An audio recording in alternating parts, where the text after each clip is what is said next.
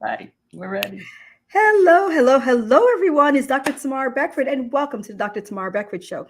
Alrighty, I am excited to have you here with me today. Today, we're talking about a global leader, a global thinker who is there making sure that healthcare is equitable for all. She's one of my friend, my sister Doc. I personally know her. That's right. We're friends, like that. But I cannot wait to share her with you all. We are also talking about telehealth innovation and pursuing your passion.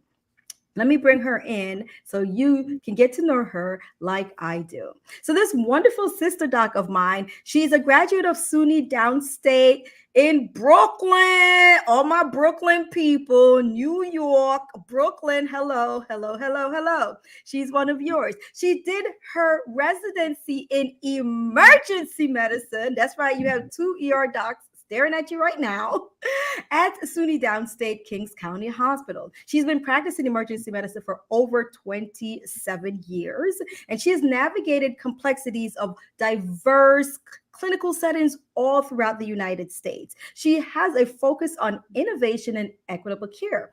Through that focus, she began and she started and founded and is the CEO of Healthcare Alliance for an Equitable World. And I got a swag. I told you I were friends. Look at my swag. There it is. That's right. For an equitable world. Now, her mission is to reduce human suffering and uplift the dignity of all people through equitable healthcare. Now, her organization consists of connecting physicians with rural and under resourced communities worldwide to provide urgent and routine teleconsultations. She dreams of a world where healthcare knows no borders and healthcare professionals are united in a global alliance driven by passion and purpose. Who am I talking about? I'm talking about the one and only Dr. Kim Tranquada. So happy to be here, Dr. Beckford. Hello, hello, hello. How are you? I'm fantastic. Thank you for it. I'm really excited to be on this show and have this conversation. We're going to have so much fun. Exactly. 2 a.m. docs in one room. Hello, it's explosion. Now, here is the thing. Like, there's such a big, I mean, when I met you and you talked about this organization that you've started, I was like, oh my God, this is mind blowing. And it's all over the world. I was like, oh my gosh, like, whoa. But then I knew that, all of this didn't just come out of the blue. It started somewhere. So let's take it back to the original. When we talk about Kim, Kim right there, when did Kim decide that she wanted to become Dr. Tranquada? Tell me. Wow. So Kim was born in Georgetown, Guyana. That's in South America. You guys, And what? and immigrated with my family to the Bronx in New York City when I was 7 years old. It was me, my siblings, and my dad. So I grew up in a single parent household in the Bronx. Was a latchkey kid by the age of 8. And I had a visit from my stepmom just this week, and I asked her as we were walking, I said, what was I like as a child? And she said, you always had a mind of your own. You wanted to do everything on your own. And so I learned from an early age to be independent, but I am grateful for a life of experiences as an outsider. Because that perspective has grown with me and carried me through this amazing career and to what I am trying to build for the future. I was always good at school, really for an immigrant child. School and education in America was the best route to a different life. Absolutely. So I'm grateful that I could apply myself and I had those abilities, and that's what I pursued for a different life. Mhm. Nothing was going to be given to him. And that's okay, because Mhm. there's a lot of pride and resilience and competence that comes from doing things on your own. And so a whole career of that. I went into medicine because someone once told me, aspire to the highest rung of a ladder you can aspire to. And even if Mhm. you don't reach that, you're going to reach further than if you reach for what you think is the one you can easily reach. And that Mm. resonated with me. I thought about being an astronaut or a doctor. Like, how far can I go? Let me be an astronaut. I'm like, I could be an astronaut or a doctor. But I was always very people connected. Mm. And I knew I wanted to do something that involved people and helping people and engaging with people on a regular basis. And, we go through evolutions that led me to aspire to be in medicine. I did a lot of volunteering as a high school kid. I Mhm. volunteered with children with special needs who were orphaned and part of with a place called Variety House. And I did a lot of that work. And I thought I was going to be a pediatrician, Dr. Beck. I loved kids, and I went all through medical school with the goal that I was going to be a pediatrician. Mhm. But emergency medicine won me over because my personality is fundamentally action oriented. Mhm.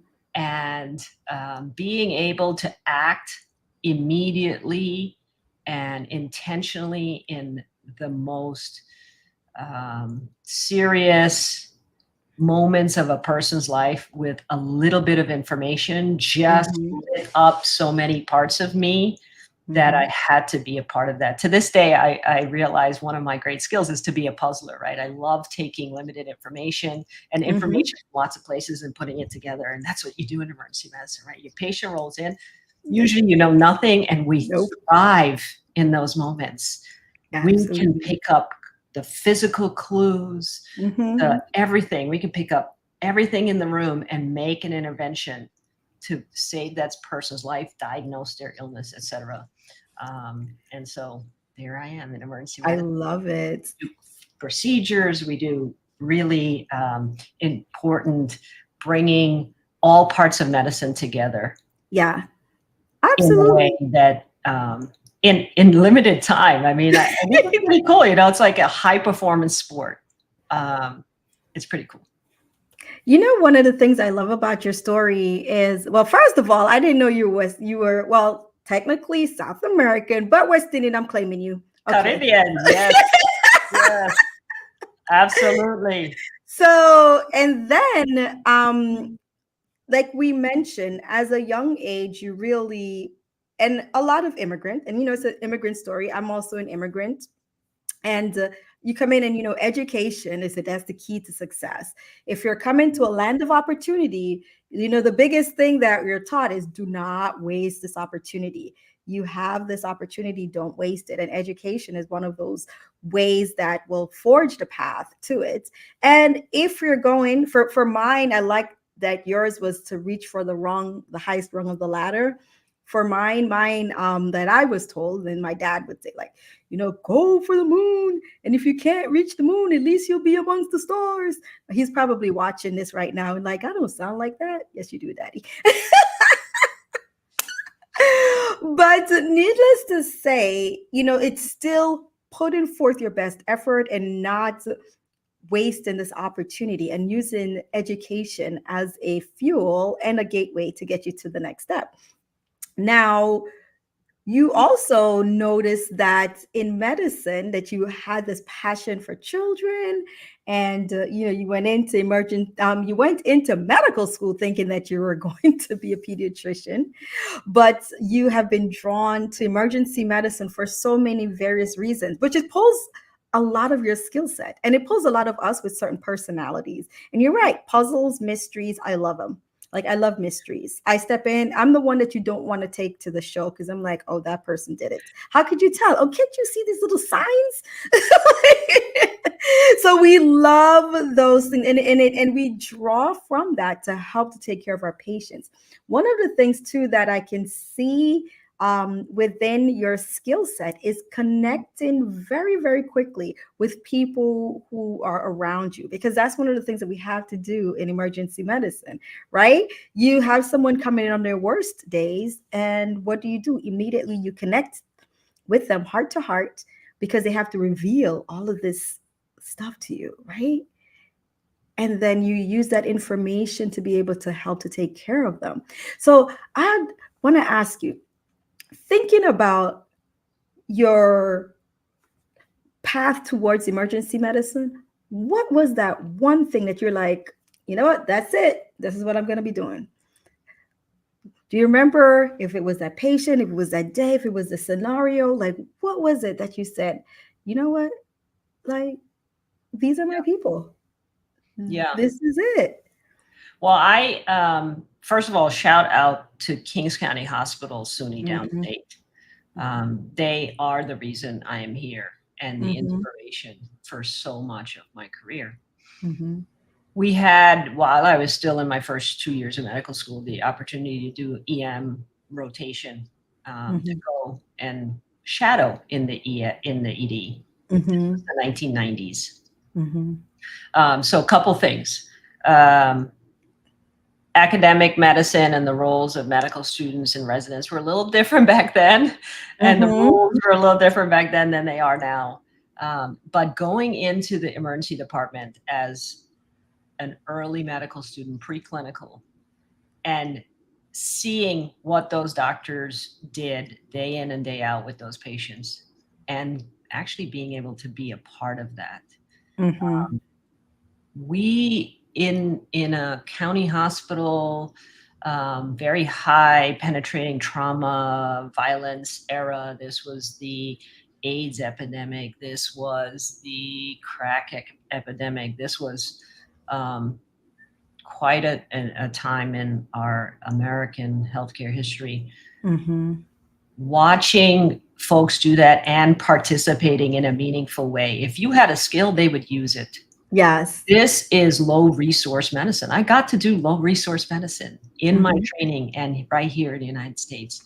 And you use every resource you have to take care of the patients. They don't like today. I work in an ED, and if an ambulance is coming in from a car wreck, they give you like 20-minute notice. You're like, I don't even notice. My patients Mhm. used to walk and get rolled in from Or outside the drop like off. 3 gunshots at once, and different people dying, and you pull your team together, including the medical student, and use Mhm. what skills they have to put that IV in, put that central line in, whatever you needed to them. They did, and you gave them the skills. That was certainly part of why I was here. And then I did a sub-I in the peds ICU, Mhm.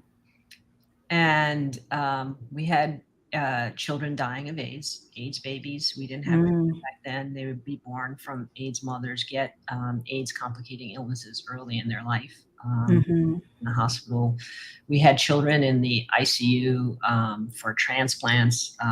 I got to be the first stem cell transplant for renal cell carcinoma on a 5-year-old little girl and be her primary caregiver, mixing medicines, all of these things. What I realized in all of that is I love critical care, Mhm.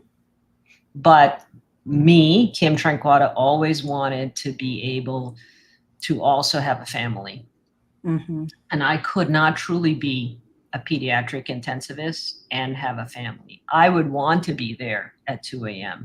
for Mhm. that child and that family.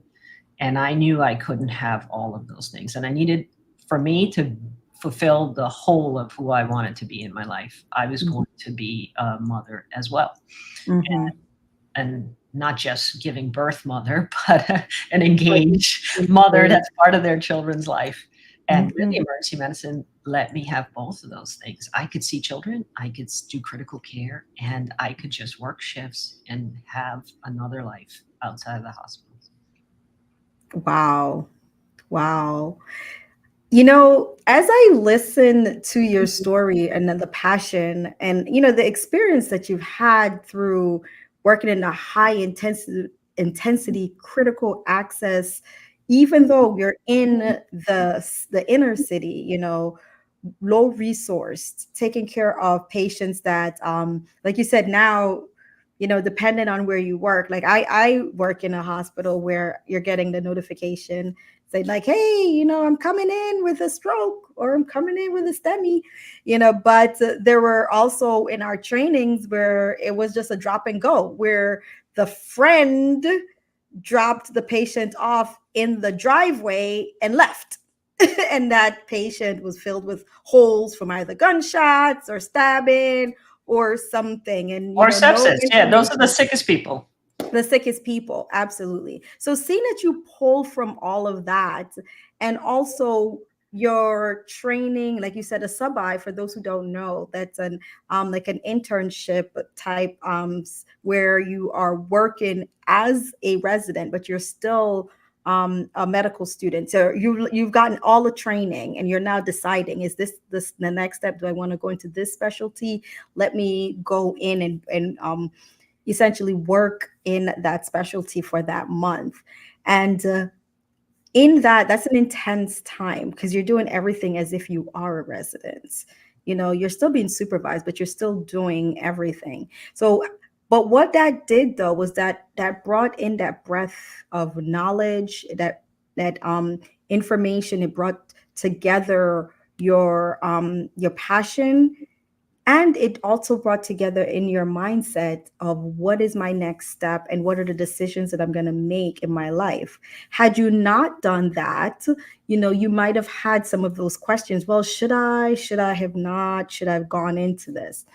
But also it made you, and one of the themes that I'm hearing throughout this entire thing is taking care of those who have less resources. And I can see how that brought you now to this wonderful organization that you have, which is a Healthcare Alliance for an Equitable World. So equitable and equality, and there's something that I noticed that's a theme within your life. When did it dawn on you that you wanted to start this particular organization? Because it's a big, like I said, when I heard about it, I was like, oh my gosh, how can you do this? There's so many steps towards it. Well, how did it birth? When did you birth this idea? Yeah, it didn't just birth, it gestated. So there's a whole gestation, right? It was an ultrasound. Yeah. So, this is a culmination of everything I've done so far in my life. My entire career has been one of enter an organization, grow in the organization, do everything you can to make positive change in the organization. And then when I can, go to a different organization, see what I can do there. And I've done that. I always go to places where if I want something to be different, I make myself uncomfortable, and I go and I do it, and I find out, and I embed myself. I'm kind of like an embedded reporter. I go and I embed myself, and I see what can be done, what really is driving all of this. I know frontline folks get super frustrated, right? Because they don't understand what's happening in the C-suites. Well, I've worked in the C-suites. And so I do that. I go and I find out, how does things work? What levers can I actually have influence on to make change? I've done that now for long enough that I have grown some really important skills, right? I'm a doctor, and I have developed regional telehealth emergency medicine programs across 8 states, affecting 16 hospitals and over 100 clinics. And I still felt that the skills that I had could be used to do more. And if I continued to just wait to do that within the institutions that currently exist and that I have access to, I would still be waiting. And did I have something that I can offer to the world for people that are actually waiting? It's one thing for me to be waiting, but there's people with a life of opportunity. Every life is an opportunity.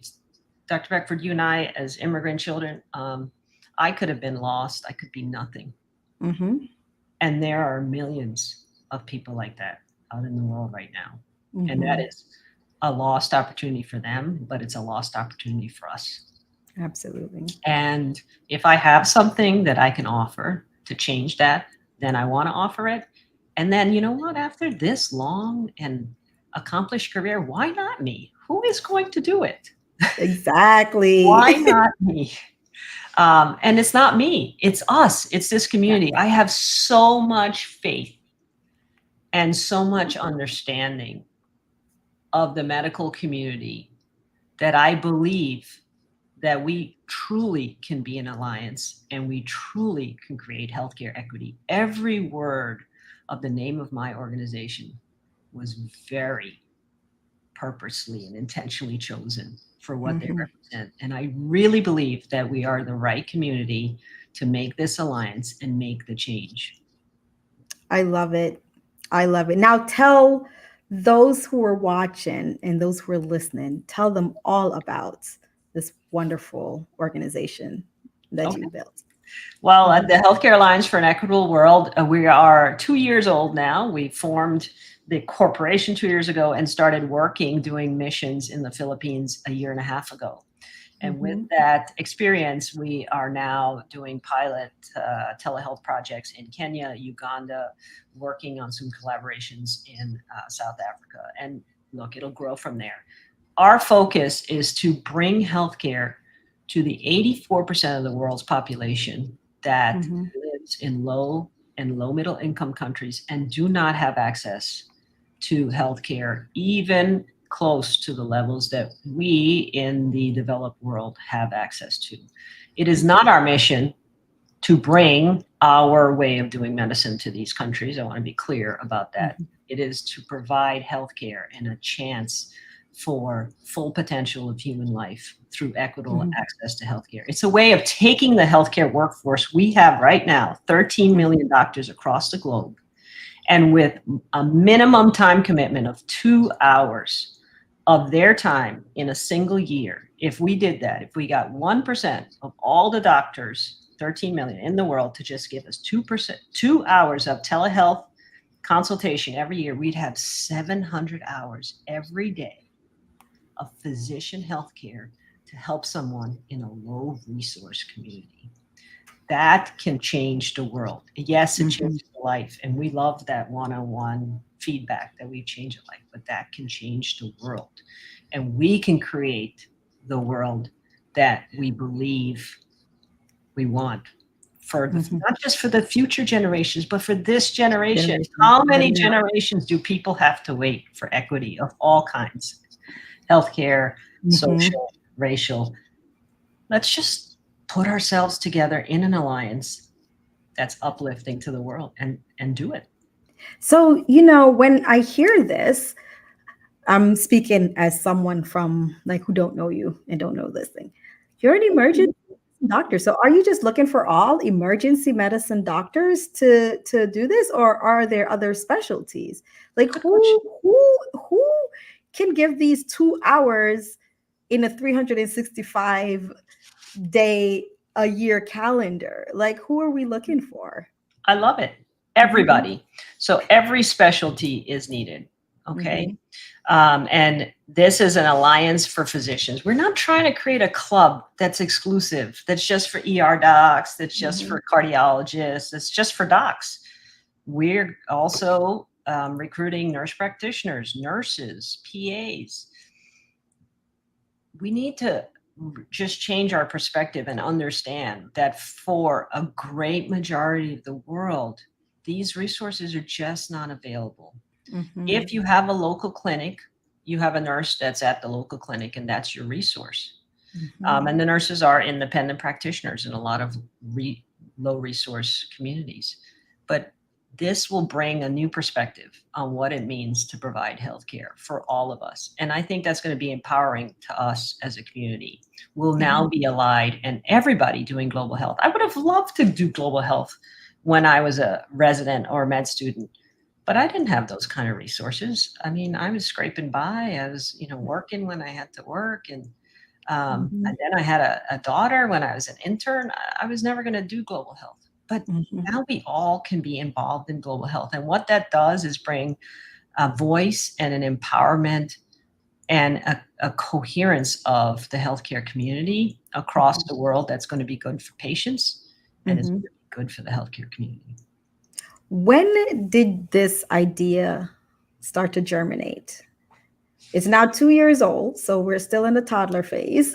Yeah, absolutely. But when did it germinate? I think it definitely germinated when I started my first get uncomfortable and be the director of a tele-emergency care and try and build one. I was like, yeah, I raised my hand in a room of people talking about it. And I was like, I think I can try and do that. Let me do that.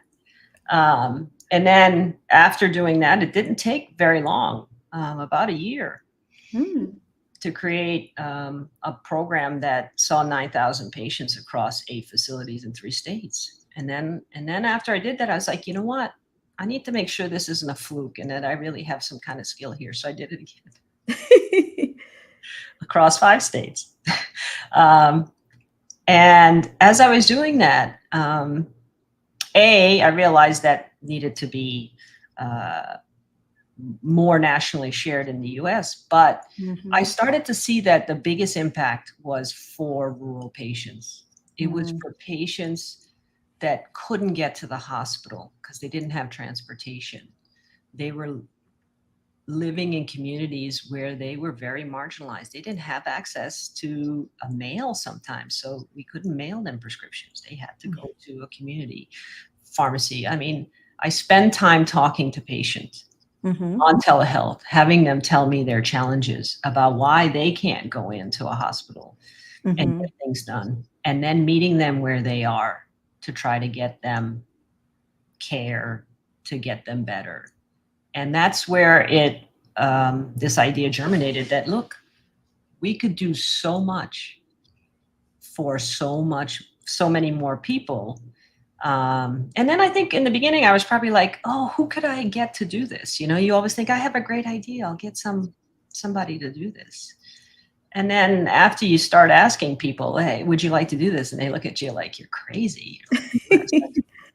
Well, shoot, why can't I do this? Why can't this be a grassroots organization and a grassroots movement? And really, in my experience, those are the most powerful innovations. Wow. So now, you know, you started to, like, this idea germinated. You spoke to other people. After you found out no one else wants to spearhead it, and you're like, well, why can't I spearhead it? Like, you know, you've already did, like, I'm listening to your story and I'm like, who else is going to spearhead this but you, who practiced, who did it twice, you know, figured it out how to build and go across states. And you did it more than once. And then you pulled all the skill set that now you can use to train others. But then you started to bring this out to other people. What was the reaction after you decided to spearhead it and you started to realize, okay, I need different moving parts, and you brought the ideas to others? What were some of the reactions that you were getting? It was really encouraging. I mean, that's the secret sauce of this, right? Once, you know, I started reaching out to my community. I went back to people I worked with in medical school and that I knew from residency, and we started having monthly meetings. And for them to come to this and go, wow, yes, this is awesome. This is good for us. This is good for the world. Yes, we need to do this. There's also a lot of, I'm afraid, you know, doctors aren't naturally entrepreneurs, right? And when things feel uncomfortable, you know, oh my God, what about malpractice? And oh my God, what about all of these kind of thoughts, right? But I have to say, you know, because I'm a doer as a leader, I'm not just someone that says, let's do this thing and then sets people off to do it. That helps me build trust and confidence with the people I work with. So I don't ask people to do anything I'm not willing to do. Mm-hmm. And all the people that have worked with me over the years know that about me and expect that about me. So when I say, yes, we're going to figure out what's the story with the malpractice, and I go out and I get pro bono representation from an international legal firm that does telehealth as their specialty, people are like, oh, okay, we trust you. Um, and that's the thing. That's why I'm the CEO, because I like doing that. I like going, hey, there's a problem here. There's got to be a solution. Mm-hmm. We'll find it. And go find it. Wow. I love it. I love that you were able to get pro bono, malpractice from just, and this is just you with a passion telling someone else about, your passion and your dream to be able to deliver this equitable world and be able to help those in rural or under resourced communities. And someone says, yes, I'd love to jump on that. I'd love to help. And it's a testament to when you have a vision and you think no one will drive this vision forward with me, I might as well give up. And the answer is no. Once you're able to articulate it and show others, this is what I'd like, because what this is now bringing to mind is that there are so many others who want to change the world, but they don't know how. And they will love to be able to jump on board. And so if you bring something to them and you can show them how they can help to change the world, then now you have a mighty force, right? Ah, how And I want to just give a shout out to some people that have collaborated with me when I was certainly not knowing where the next steps were. So one of the first people that I met with and collaborated with was the CEO of a tech company called VSE, and they create telehealth platforms and EMR and the video platform across the United States. But they were also tied to the Philippines through, this is where their leader had ties and many people at work, and they do medical missions there. And someone on a social media group called SUNY Docs heard me just one day come on a live they were doing to talk to people. I was like, okay, if you're the CEO of that, Kim, you just better jump on this live and here, and talk about it. Do a 2-minute intro on what your company is. And I do a 2-minute, and someone reached out to me and said, I think you should talk to Milton Chen. And I reached out and we set up a meeting, and Milton really put us on a runway. He took our airplane and he said, wow, this sounds awesome. We do these missions in the Philippines. Why don't you come and show that this works? Why don't you just bring your team and do it? And so we did that over and over with Milton and his team. We've done that 5 times. Wow. And he really, put us on the runway for this becoming a reality. Since then, we've collaborated with other NGOs. We work with Global Telehealth Network, and right now, and they're the ones that got the funding and set up the Kenya and Uganda pilots. And then because I'm the operational wizard, I came along and made this is how we're going to do it possible, right? And so many CEOs of companies, it's amazing. You talk to them and they're like, wow, this is an awesome vision. Yes, I'd like to help. And you just work with people. And that's the power of that alliance word. There are so many people. I also started the podcast, Voices of Healthcare Equity. Thank you, EBS, EntreMD Business School, for pushing me in that direction. And I talk to people from all over the globe that are doing work in healthcare equity and having impact right here, there, and everywhere. And imagine when we bring everybody together to bring all their skills and all the things that they can do to advance equity together, what the scale of the impact is that we can have. I'm seeing a tsunami's worth of impact. Just love it, love it, love it. Well, there's so much that goes into this. I mean, pulling people together, resources, even prior to all of this, there's a lot of work that goes into being an ER doc. We are, one of the specialties that's known for burnout. Now, have you yourself ever experienced burnout? And if you did, what did it look like for you? Yes, 100% yes. More than once, yes. Um, for me, burnout is usually at the point I become disillusioned that the mission or the vision of what I'm supposed to be carrying out doesn't match the action and the policy on the ground. So that's usually my point of burnout. And I've done that a few times in my career, either, with academic medicine and then, working for federal service. I always go and I try different things. Okay, this doesn't work. Maybe something else works. But I think I've had enough experiences in my life that now I've taken those lessons, right? Life is full of so many beautiful lessons to get us to where we need to be. I've taken those lessons and decided, as a lifelong learner, I'm going to read about how to truly build a values-based organization, and I'm going to build one. I'm not going to look for one. I'm going to build one, and I'm going to build the community. And so burnout is very real. I think burnout is the most important crisis in medicine right now. I think all of healthcare is in a crisis.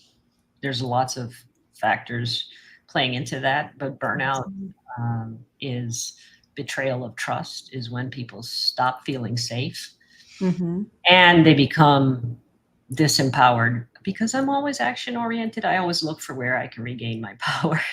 So when I start to experience burnout, I try to go back and say, what is it you need, and where can you empower yourself to make a difference for yourself and for others, right? Because if I don't do it, then I'm just leaving it to someone else. And truly, Dr. Beckford, I think having my daughters become adults was an important fuel for that, because to have them be my children, empowered young ladies with, good education, and then to watch them enter the adult world and start to experience the same things, the same sexism, the same misogyny, the same prejudice, made me feel like I failed. I hadn't done enough. I hadn't done enough. It wasn't enough to talk about it. It wasn't enough to learn about it. It wasn't enough to say, you should. We need to do something. Right. Unless we want these things to keep perpetuating generation after generation, we need to do something. And, I'm mid-career, late career, whatever. I don't know. You're like, I'm in the career somewhere. I'm sure I'm going to live to 100, but I have social capital that I should use and that I can burn. And we can't afford to make young people that are just starting in their life carry the burden. We can't afford to make people that are marginalized carry the burden. We're always like, oh, they're going to do the work. That's not how it's going to work. Yeah. So you have to jump in too. Oh, wow. Very, very powerfully stated. Life is full of lessons. Yes, no, it's powerfully stated, as you said. As you go through, you realize that for you, when you're recognizing burnout, it's more of a loss of autonomy that occurs during that time. And you look at the position that you're in, you look and see, where did I lose this, and where can I bring it back into my life to make me feel whole, like myself. And also, as you think about life from a broader standpoint, for you, we'll say it's a global, but global in I'm exaggerating with the word, but your microcosm, right, which is your family, your daughters. You've done the work to get them to adulthood. They're there, but to realize that the proper or great education, a great home, that alone was not enough to help to prepare them for life, because at this point life should be okay, you've had all the great foundation, but they're still dealing with some of the same issues that you dealt with. It's realize that okay, it's not enough to stand back and hope that someone will fix this. You said you're an action oriented person. The person who is slated to fix it is me. And therefore I'm going to go ahead and find a way to do this.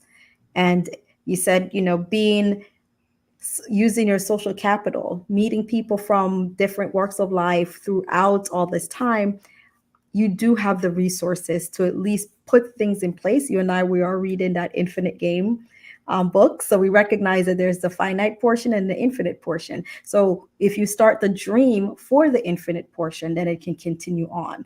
And therefore, I see that that's where you are right now in doing that. I love it. So I just want to say, Dr. Beckford, the work you do on burnout is so important.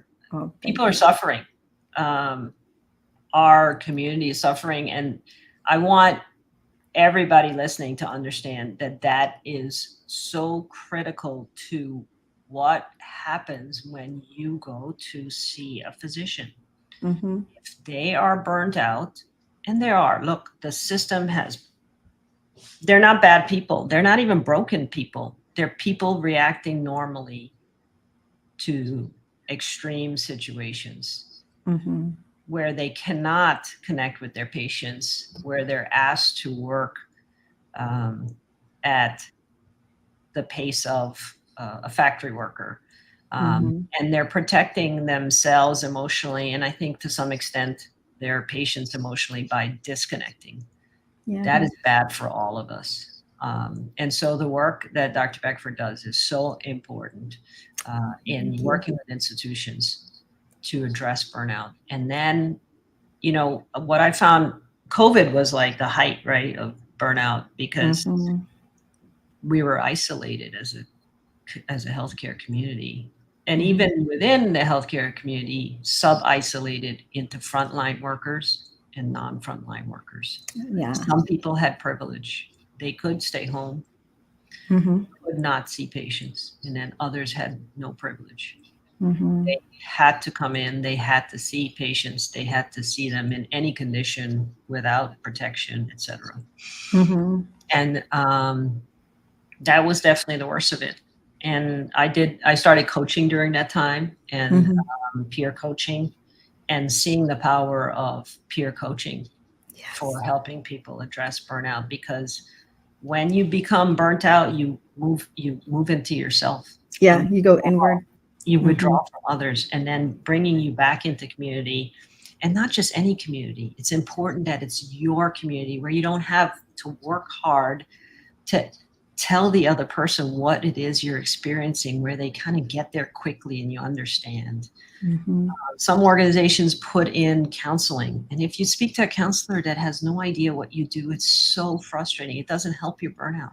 They talk, oh, you're overworked, and you're like, no, you don't get it. I'm faced with death. I am faced with bringing death home to my family. This isn't overwork. This is existential dread. Yes. And so I think the power of community is super important for all of us in getting through burnout. And absolutely, I do think doing this work globally and being part of an alliance is also a solution, not a solution, a tool. Yeah. To get us to the end, to the next, to the after.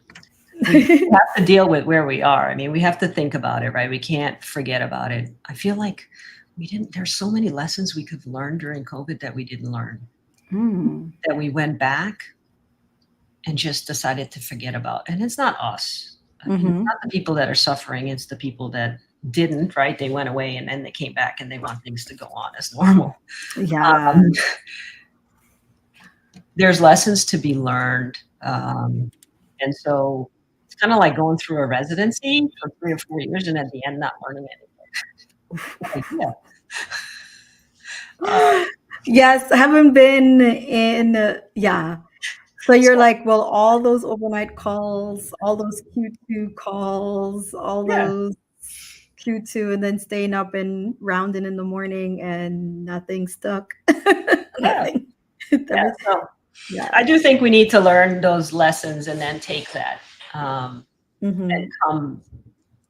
move forward as an empowered community, because I think the community is definitely feeling disempowered. Medicine, we're talking nurses, we're talking doctors, PAs. And people sometimes fight with each other because that's an instinct, right? That's a human instinct to if you're survive. feeling powerless, you kind of punch down because you're afraid to punch up because you already feel powerless. Yes. And that only helps those in power, right? Because you're divided.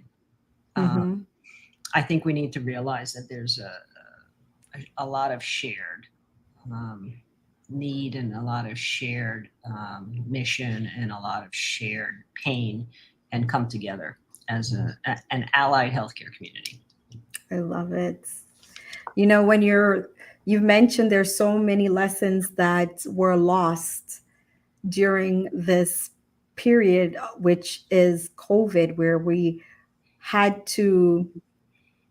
were forced at this point, not just like forced by administration, but just forced by the environment where we're working, where, you know, you had no idea what was going on, or you had this virus that, you know, people were dying in. What were different modes? We knew it was a respiratory, but how was it transmitted? You know, there are just so many things. And you said that we had to separate ourselves, and then now we've come back together. But during that period of separation, there were so many lessons that could have been drawn from it. But we missed a lot of those opportunities. And it's important because although we don't want something like this to happen again, there are still smaller versions of this that would always happen, right? And those lessons we can usually apply it to the smaller situations. And therefore, that's part of the additional importance of having this alliance that you're working towards. And one of those lessons is that we're globally connected. Absolutely. We learned what to do by first watching China, and then watching Italy, and then we watched it come across the globe, and we learned from other healthcare workers in those places what we needed, because when our government is not medicine, we can't rely on government officials to tell us what to do when we're dealing with a medical situation. That would be like a congressperson standing in my code. They're not going to be useful. That's scary. They're actually going to be a distraction. And should I give epi here? When should I start? I mean, that would be silly. Why would I do that?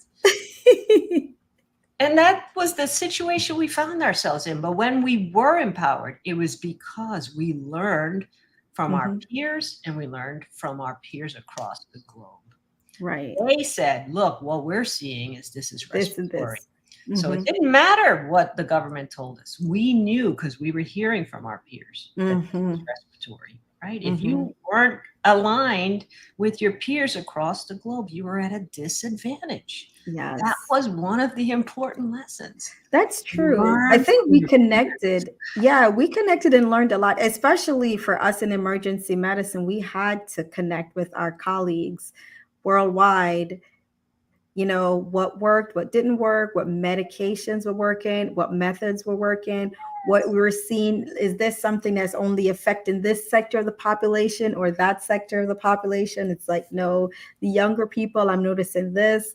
There are a lot of what we say are trends, but we learned the trends from each other. That's right. I think that's when a lot of our online groups became very close. And emergency medicine groups. Yeah. And it wasn't fear mongering. It was literally, hey, these are some of what I'm seeing in my part of the world. And with that, once it got here to the United States, the same thing. It started in the north and then came down to the south. So in the north, you know, they had it closer into the colder weather. We got it in the summer weather. It's interesting. Yeah, we did learn. Here's the lesson here. We're all the same human.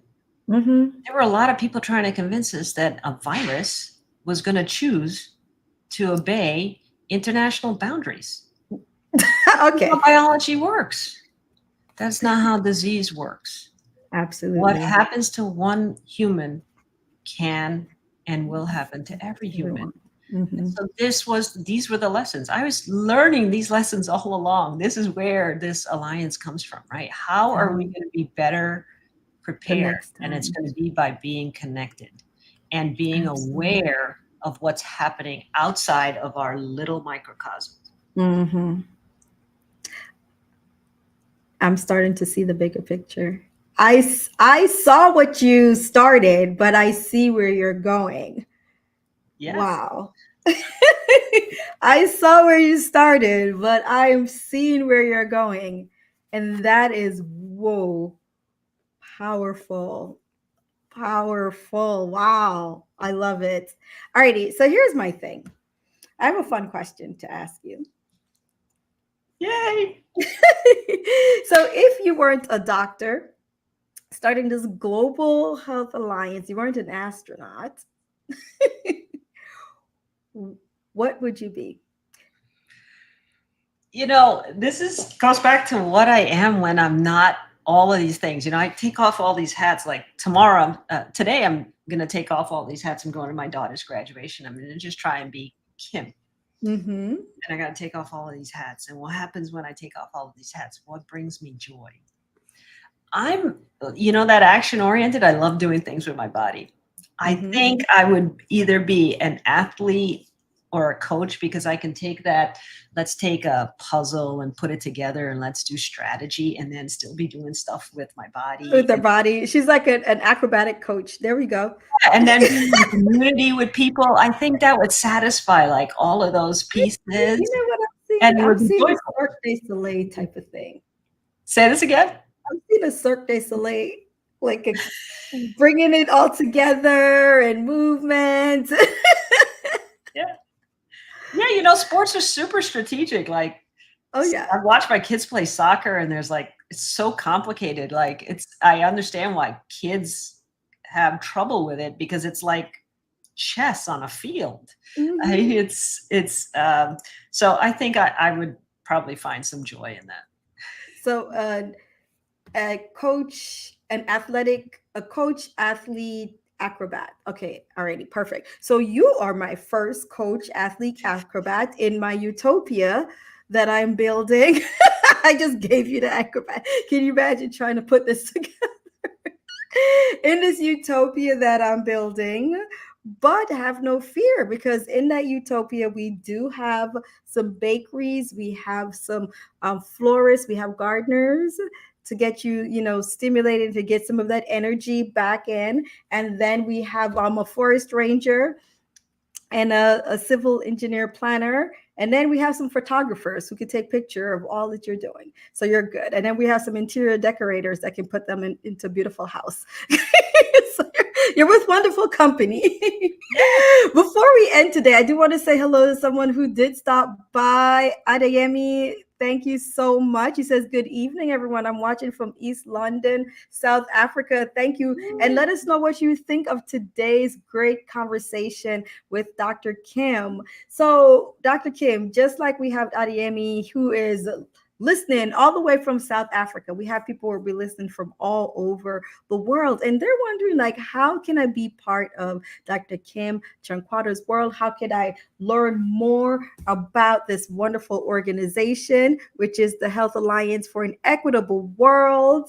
So let them know, how can they find you? Wonderful. You can go to one place, https://HAEW, so Healthcare Alliance for an Equitable World.org. Please, you can volunteer with us for as little as 2 hours a whole year to do this wonderful work and to get experience. If you're just curious, you're like, I've never done this, I don't know if I can do this, do it. Let's just come on, do a couple hours, and you'll get the experience. And I have no doubt it will change your perspective.